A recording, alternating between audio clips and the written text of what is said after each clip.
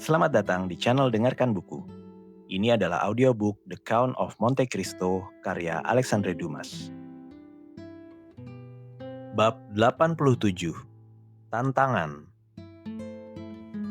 Lalu, lanjut Beauchamp, aku memanfaatkan keheningan dan kegelapan untuk meninggalkan rumah itu tanpa terlihat. Penunjuk jalan yang mengantarku masuk menungguku di pintu, lalu membimbingku menuju koridor menuju pintu rahasia yang membuka ke Rue de Vaugirard. Aku pergi dengan perasaan campur aduk antara duka dan sukacita. Maafkan aku, Albert, duka karena nasibmu dan sukacita atas keberanian gadis mulia itu yang mengejar balas dendam ayahnya. Ya, Albert, dari arah manapun pukulan ini datang, mungkin dari seorang musuh. Namun musuh itu hanyalah alat dalam tangan penyelenggara ilahi. Albert memegang kepalanya di antara kedua tangannya.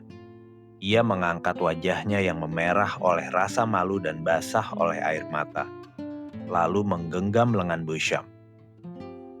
"Sahabatku," katanya, "hidupku telah berakhir. Aku tak bisa tenang seperti kau berkata.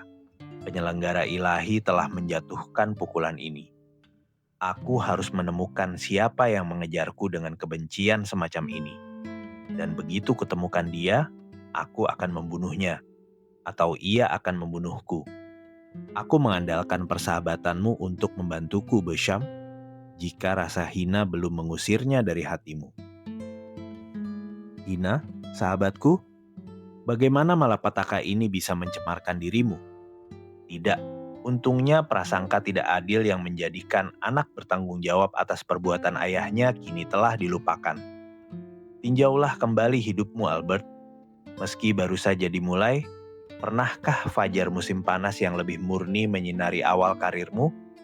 Tidak, Albert. Dengarkan nasihatku. Kau masih muda dan kaya. Tinggalkan Paris. Di Babel besar ini segalanya cepat dilupakan dalam hiruk-pikuk dan selera yang terus berubah. Kau akan kembali dalam 3 atau 4 tahun dengan seorang putri Rusia sebagai istrimu.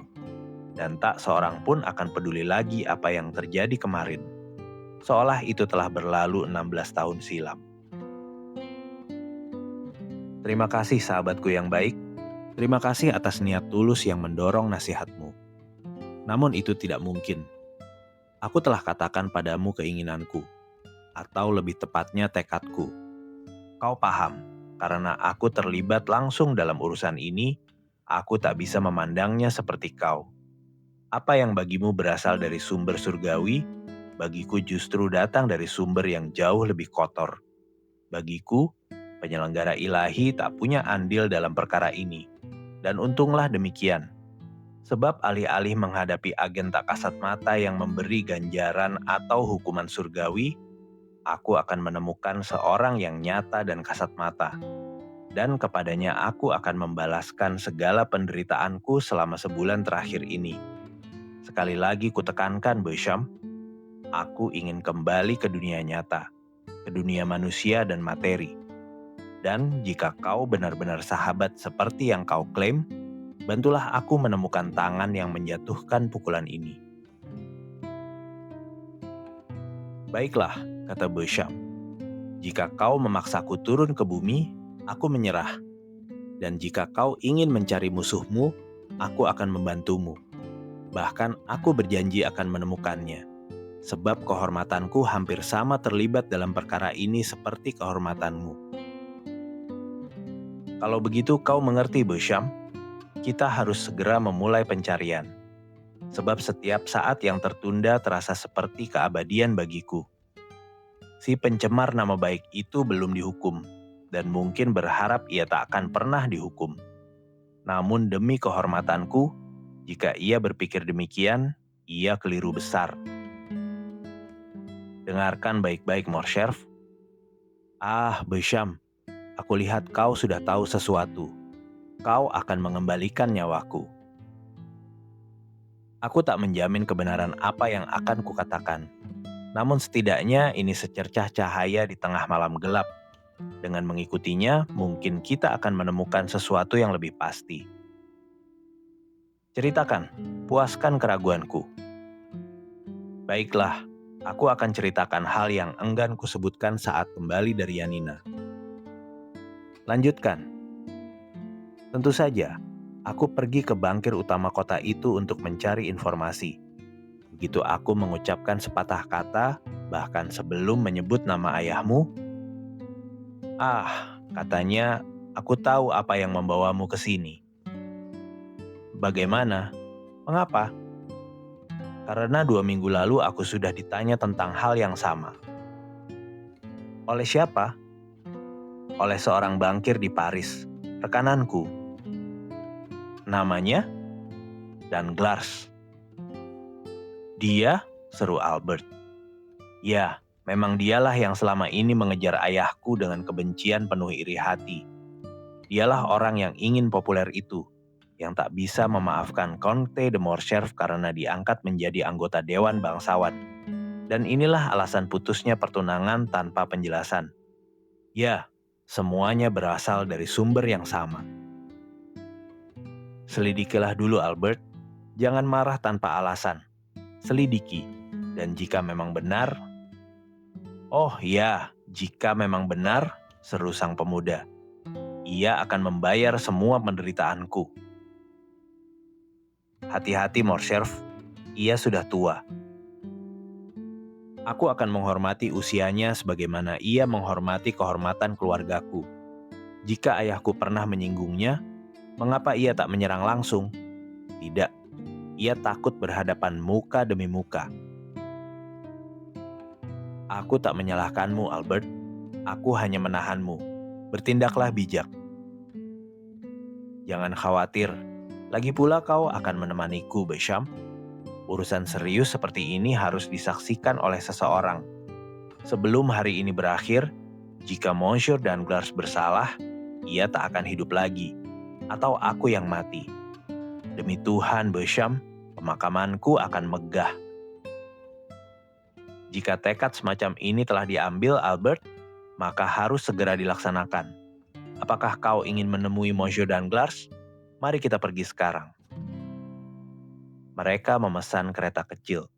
Saat memasuki rumah sang bankir, mereka melihat kereta Phaeton dan pelayan Monsieur Andrea Cavalcanti. Demi Tuhan, ini bagus sekali, kata Albert dengan suara suram. Jika Monsieur Danglars tak mau berduel denganku, aku akan membunuh calon menantunya. Cavalcanti pasti mau bertarung. Pelayan mengumumkan kedatangan sang pemuda. Namun sang bankir, mengingat kejadian sehari sebelumnya, tak ingin menerimanya. Namun terlambat, Albert telah mengikuti pelayan itu. Dan begitu mendengar perintah ditolak, ia mendobrak pintu. Lalu diikuti Besham, menemukan dirinya di ruang kerja sang bankir.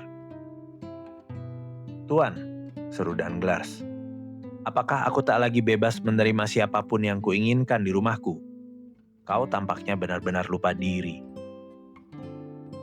Tidak, Tuan, kata Albert dingin. Ada keadaan di mana seseorang tak bisa, kecuali jika dia pengecut, dan aku menawarkanmu jalan keluar itu, menolak menerima tamu tertentu. Kalau begitu, apa maumu padaku, Tuan? Aku bermaksud, kata Albert sambil mendekat, tanpa memperhatikan Cavalcanti yang berdiri membelakangi perapian, mengajakmu bertemu di tempat terpencil, di mana tak seorang pun akan mengganggu kita selama 10 menit. Itu cukup. Di mana 2 orang bertemu dan salah satunya akan terbaring di tanah. Wajah Danglars memucat. Cavalcanti maju selangkah dan Albert berpaling padanya. Dan kau juga, katanya. Silahkan ikut, Tuan. Kau punya hak karena hampir menjadi bagian keluarga. Dan aku akan memberikan sebanyak mungkin janji temu semacam itu selama ada yang mau menerimanya. Cavalcanti menatap Danglars dengan wajah terpaku, dan sang bankir dengan susah payah bangkit dan berdiri di antara kedua pemuda itu. Serangan Albert pada Andrea telah mengubah posisinya, dan ia berharap kunjungan ini memiliki alasan lain dari yang semula ia duga. Sejujurnya, Tuan, katanya pada Albert, Jika kau datang untuk bertengkar dengan pria ini karena aku memilihnya daripada kau, aku akan serahkan perkara ini ke jaksa kerajaan." "Kau keliru, Tuan," kata Morcerf sambil tersenyum suram. "Aku sama sekali tak menyebut soal pernikahan. Aku hanya berbicara pada Monsieur Cavalcanti karena ia tampak ingin ikut campur di antara kita. Namun dalam satu hal kau benar. Hari ini aku siap bertengkar dengan siapa saja. Tapi kaulah yang pertama berhak, Monsieur Danglars." "Tuan," jawab Danglars, pucat karena marah dan takut. "Aku memperingatkanmu. Ketika aku tak sengaja bertemu anjing gila, aku membunuhnya. Dan aku tak merasa bersalah, malah merasa telah berbuat baik pada masyarakat. Nah, jika kau gila dan mencoba menggigitku, aku akan membunuhmu tanpa belas kasihan. Apakah salahku jika ayahmu telah menghina dirinya sendiri?" "Ya, makhluk hina," seru Morcerf. "Itu salahmu." Danglars mundur beberapa langkah. "Salahku?" katanya. "Kau pasti gila. Apa aku tahu soal urusan Yunani itu? Pernahkah aku bepergian ke sana? Apakah aku yang menyarankan ayahmu menjual benteng Yanina? Mengkhianati?" "Diam," seru Albert dengan suara menggelegar. "Tidak, bukan kau yang secara langsung membongkar rahasia ini dan mendatangkan kesedihan pada kami. Tapi kaulah yang secara munafik memicunya." "Aku?" "Ya, kau. Bagaimana kabar ini bisa tersebar?" "Kurasa kau membacanya di koran, dalam laporan dari Yanina." "Siapa yang menulis ke Yanina?" "Ke Yanina?" "Ya, siapa yang menulis untuk menanyakan rincian tentang ayahku?" "Kurasa siapapun boleh menulis ke Yanina. Tapi hanya satu orang yang melakukannya." "Hanya satu?" "Ya, dan itu adalah kau." "Aku? Tentu saja aku menulis. Menurutku, saat hendak menikahkan putrimu dengan seorang pemuda, wajar saja membuat penyelidikan tentang keluarganya. Itu bukan hanya hak, tapi kewajiban." "Kau menulis, Tuan, dengan tahu persis jawaban apa yang akan kau terima." "Aku? Sungguh, aku bersumpah," seru Danglars dengan keyakinan yang lebih berasal dari minat tulusnya pada sang pemuda daripada rasa takut. "Aku bersumpah, aku tak akan pernah terpikir menulis ke Yanina, seandainya aku tahu sedikit pun tentang kemalangan Ali Pasha." "Kalau begitu, siapa yang mendorongmu menulis? Katakan." "Demi Tuhan, itu hal paling sederhana di dunia. Aku sedang membicarakan masa lalu ayahmu. Aku berkata asal-usul kekayaannya masih samar. Orang yang kubicarakan ragu itu bertanya di mana ayahmu mendapatkan hartanya. Aku jawab, di Yunani. Kalau begitu, katanya, tulislah ke Yanina." "Dan siapa orang itu?" "Tak lain dari sahabatmu sendiri, Monte Cristo." "Count of Monte Cristo menyuruhmu menulis ke Yanina?" "Ya, dan aku menulis. Aku bahkan bersedia menunjukkan surat-suratku padamu jika kau mau." Albert dan Beauchamp saling menatap. "Tuan," kata Beauchamp, yang belum berkata sepatah kata pun, "kau tampaknya menuduh sang Count, yang kini sedang tidak berada di Paris dan tak bisa membela diri." "Aku tak menuduh siapapun, Tuan," jawab Danglars. "Aku hanya menceritakan, dan aku akan ulangi di hadapan sang Count apa yang telah kukatakan padamu." "Apakah sang Count tahu jawaban apa yang kau terima?" "Ya, aku tunjukkan padanya."